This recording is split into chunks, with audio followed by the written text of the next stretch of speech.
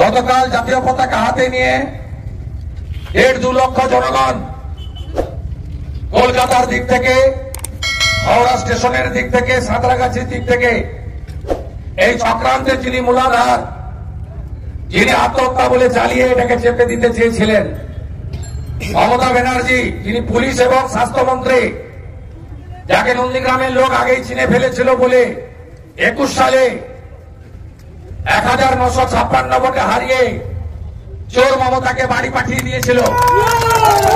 এখন বাংলার মানুষ হারে হারে বুঝতে পারছে যে নন্দীগ্রাম চিনেছিল আগে, আমরা চিনতে ভুল করেছিলাম। তাই চোরেদের পার্টি ক্ষমতায় ছিল বলে আজকে আমার মা বোন দিদিদের কোনো সুরক্ষা নেই। আজকে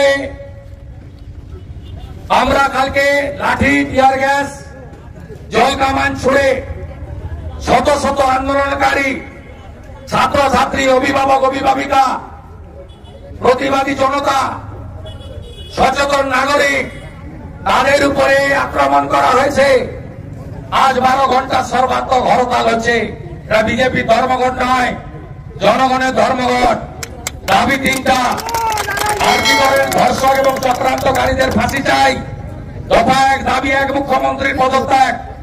আর কালকে যারা গুন্ডামি করেছে, পুলিশের শাস্তি। আপনারা শুনলে অবাক হয়ে যাবেন।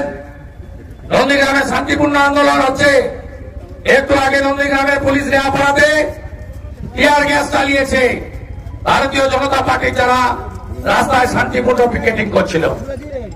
আগামীকাল রেয়াপাড়া থানা ফাঁড়ি ঘেরাও করবে বিজেপি। আমাদেরকে গ্যাস দিয়ে, গ্যাস ফাটিয়ে, জল কামান দিয়ে, এমনকি গুলি করেও রোকা যাবে না। মমতা ব্যানার্জি ব্যাগ গোছান। স্বাস্থ্য দপ্তরের কেলেঙ্কারি সিবিআই ইডি হাতে নিয়েছে। শিক্ষা গেছে জেলে, খাদ্য আছে জেলে, এবার স্বাস্থ্য যাবে জেলে।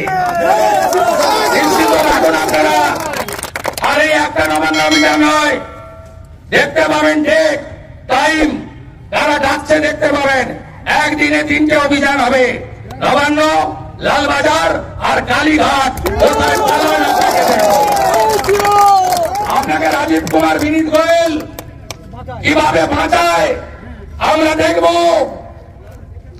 আপনাকে বাংলা